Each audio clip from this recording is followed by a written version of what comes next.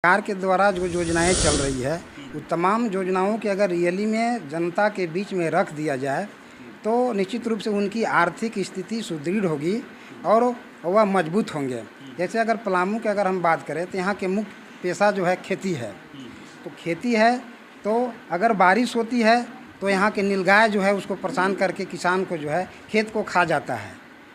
तो उस दिशा में हम लोग आगे बढ़ेंगे कि हम कौन सा फसल करें यहाँ पे कि हमको बाज़ार जो है मार्केट जो है मूल्य ज़्यादा दे और हम बाहर से अनाज ला करके खान में कि यहाँ पर जो वन औषधियाँ जो है उत्पादन होती है। अब जैसे आप सुने होंगे कि भाई आयुर्वेद का निर्माण होता है। आयुर्वेद है, एलोपैथ है, हेम्योपैथ है। जैसे आप डाबर सुनेंगेगा, डाबर प्रोडक्ट करता है, पतंजलि प्रोडक्ट करता है, उसका प्रोडक्ट जो है हम लोग खा रहे हैं। एग्लो इंडिया है, हर्बल इंडिया है, बहुत तरह से जो संस्थाएं हैं जो उसका चल रहा है। और यहीं झारखंड जो जंगल ज़मीन से घिरा हुआ है, यहीं से उत्पादन हो करके जो है यहाँ औने पौने भाव में बिक करके जो दूसरे राज्य में जा करके उसका जो मैन्युफैक्चरिंग हो रहा है, उत्पादन हो रहा है, उसका फैक्ट्री हम यहीं पर लगवाएंगे। और जब फैक्ट्री लगेगा यहाँ पर तो रोज़गार भी सृजन होगा, और रोज़गार सृजन होगा तो निश्चित रूप से यहाँ पर बेरोजगारी दूर होगा। कीजिएगा कि यहाँ पर 90% लोग किसान हैं, लेकिन रजिस्ट्रेशन किसी के पास नहीं है धान बेचने के लिए। इन लोग धान को फसल करने के बाद जैसे ही दवाई का काम होता है उसके बाद इन लोग मजबूर हो जाते हैं बाज़ार में बेचने के लिए। तो हम उस व्यवस्था को बदलेंगे। यहाँ जो दलाल के बीच में जो है, दलाल के पास जो रजिस्ट्रेशन है उसको समाप्त करेंगे, FIR करेंगे, उसको जेल भी भिजवाएंगे। और जो रियली में किसान है जिसका पैर कदई में जाता है उसका हम रजिस्ट्रेशन बनवा करके धान को जो है हम पैक्स में बेचवाएंगे और उनका आर्थिक स्थिति को मजबूत करेंगे। सर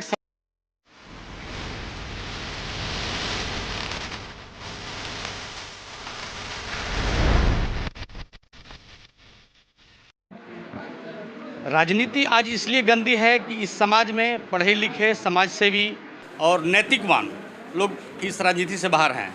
इस राजनीति की गंदगी को साफ करने के लिए ये सब जो चीज़ें हैं एक किसी व्यक्ति में होना चाहिए। नमस्कार, आप देख रहे हैं नवोदय धर और मैं अखिलेश रांची झारखंड से। अभी हम हैं पलामू जिला के बिश्रामपुर विधानसभा में, बिश्रामपुर के पास में, जहाँ पर देखें कि एक सभा अभी आयोजित किया गया था। और यहाँ पर यहाँ के जाने माने हस्ती एक हैं ओम प्रकाश गुप्ता जी। सुनने में आ रहा है कि विधानसभा से चुनाव भी लड़ने जा रहे हैं। मेरा उनसे कुछ सवाल रहेगा और कुछ जनताओं का सवाल रहेगा, मेरा भी सवाल रहेगा। हम जानेंगे इनसे कि अभी इस राजनीतिक दौर में जहाँ उठापटक हो रहा है, जातिवाद का खेल हो रहा है, धर्म का खेल हो रहा है, तमाम मतलब कहा जाए कि ये समस्याओं के बीच में लोग जो है अपने आप को देख रहे हैं और ये अभी चुनाव लड़ने के लिए सोच रहे हैं। और बहुत सारी राजनीतिक पार्टियां भी जो है चुनावी दौर के लिए दौरा कर रही हैं। सर, स्वागत है आपका इस नवोदय धर चैनल में। जी, सबको बधाई। आपसे एक सवाल रहेगा सर, सवाल तो बहुत सारे हैं लेकिन पहला सवाल रहेगा कि अभी इतनी सारी राजनीतिक पार्टियां हैं और आपके विधानसभा में बहुत सारे लोग भी जो है चुनाव लड़ने के तैयार होंगे, तो जनता सिर्फ आप ही पर विश्वास कैसे करेगी? अपना परिचय के साथ बताइए। देखिए, बिश्रामपुर विधानसभा में अभी तक 2 चेहरा ही काम किया है और यहाँ की जनता जो है दोनों चेहरा से जो है काफ़ी नाराज़ है और वो परिवर्तन चाहती है। और ऐसे प्रत्याशी के रूप में परिवर्तन चाहती है यहाँ की जनता कि भाई सभी वर्ग को एक साथ लेकर के राजनीति करने का क्षमता हो। और आज आप जिस हिसाब से देख रहे हैं, मेरे यहाँ कार्यक्रम भी चल रहा था। इस कार्यक्रम में हम कहीं कुछ नहीं है, एक छोटा सा कार्यकर्ता है जो लोगों की जो समस्याएं हैं उस समस्या पर लगातार बोल रहे हैं और उस समस्या को मैं कैसे समाधान करूंगा और भ्रष्टाचार जो उसमें बढ़ा हुआ है उस भ्रष्टाचार को जीरो टॉलरेंस कैसे करूंगा, ये तमाम बिंदु पर बोल रहे हैं हम।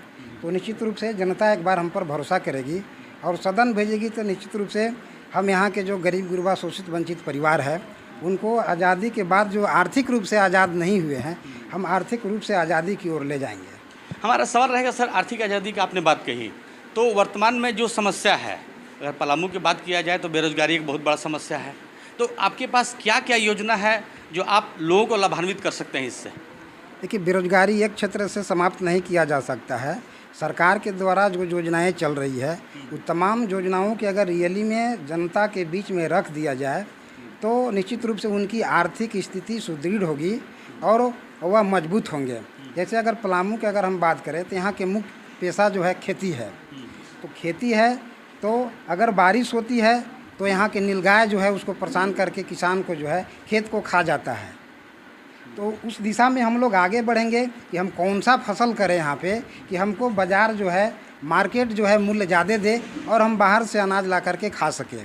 तो उस दिशा में जैसे अभी हम बोल रहे थे अपने भाषण के दरमियान में कि यहाँ पर जो वन औषधियाँ जो है उत्पादन होती है, अब जैसे आप सुने होंगे कि भाई आयुर्वेद का निर्माण होता है, आयुर्वेद है, एलोपैथ है, हेम्योपैथ है। जैसे आप डाबर सुनेंगेगा, डाबर प्रोडक्ट करता है, पतंजलि प्रोडक्ट करता है, उसका प्रोडक्ट जो है हम लोग खा रहे हैं। एग्लो इंडिया है, हर्बल इंडिया है, बहुत तरह से जो संस्थाएं हैं जो उसका चल रहा है। और यहीं झारखंड जो जंगल ज़मीन से घिरा हुआ है, यहीं से उत्पादन हो करके जो है यहाँ औने पौने भाव में बिक करके जो दूसरे राज्य में जा करके उसका जो मैन्युफैक्चरिंग हो रहा है, उत्पादन हो रहा है, उसका फैक्ट्री हम यहीं पर लगवाएंगे। और जब फैक्ट्री लगेगा यहाँ पर तो रोज़गार भी सृजन होगा, और रोज़गार सृजन होगा तो निश्चित रूप से यहाँ पर बेरोजगारी दूर होगा। तो यह छोटा सा एक है जो हमारा यहीं पर क्या बोलते हैं कि यहीं पर हमारा उत्पादन हो रहा है, रॉ मटेरियल है। रॉ मटेरियल के लिए हमको दूसरे जगह जाने की आवश्यकता नहीं है। तो इस दिशा में अभी तक कोई प्रत्याशी पहल नहीं किया है और हम इस पर बोल रहे हैं, तो निश्चित रूप से हम आगे बढ़ाएंगे। दूसरी चीज़ जो अभी आप देख लीजिएगा कि यहाँ पर 90% लोग किसान हैं, लेकिन रजिस्ट्रेशन किसी के पास नहीं है धान बेचने के लिए। इन लोग धान को फसल करने के बाद जैसे ही दवाई का काम होता है, उसके बाद इन लोग मजबूर हो जाते हैं बाज़ार में बेचने के लिए। तो हम उस व्यवस्था को बदलेंगे। यहाँ जो दलाल के बीच में जो है, दलाल के पास जो रजिस्ट्रेशन है उसको समाप्त करेंगे, FIR करेंगे, उसको जेल भी भिजवाएंगे। और जो रियली में किसान है, जिसका पैर कदई में जाता है, उसका हम रजिस्ट्रेशन बनवा करके धान को जो है हम पैक्स में बेचवाएंगे और उनका आर्थिक स्थिति को मजबूत करेंगे। सर, एक सवाल रहेगा कि राजनीतिक पार्टियां जितनी भी हैं जो भारत में अस्तित्व रखती है, फिलहाल हम झारखंड की बात करेंगे, झारखंड में भी बहुत सारी राजनीतिक पार्टियां हैं और तमाम राजनीतिक पार्टियां जो है किसी न किसी जाति धर्म को लेकर चल रही है। अभी देखा जाए तो एक महानुभाव आपके बीच में ही गार्जियन थे, वो कह रहे थे कि राजनीति से हमको कोई मतलब नहीं है, राजनीति मतलब इतनी गंदी हो चुकी है, लोग उसके बारे में सोचने के लिए, बात करने के लिए भी लोग पसंद नहीं करते हैं। इन तमाम राजनीतिक पार्टियां जो कंट्रोवर्सी में चल रही है, जो विवाद में चल रही है, लोगों को पसंद नहीं आ रही है, लोग कहीं कहीं बहिष्कार भी कर रहे हैं किसी विधायक का या जो वर्तमान में विधायक है। तो इन सबों के बीच में आपसे सवाल रहेगा, आप किस राजनीतिक दल से चुनाव लड़ेंगे या आप स्वतंत्र रूप से चुनाव लड़ेंगे? देखिए, कहावत कहा गया है कि खुदा मेहरबान त गधा पहलवान। अगर जनता चाह गई कि हमको निर्दलीय चुनाव जिता करके सदन में भेजना है तो निश्चित रूप से हमको सदन भेजेगी।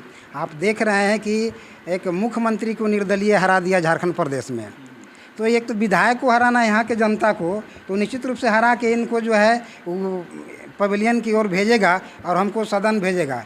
बात रह गई कि भाई आपका जो कहना है कि राजनीति गंदी हो गई है, तो पहले का जो राजनीतिज्ञ थे वह सेवा समर्पण की भावना से काम करते थे।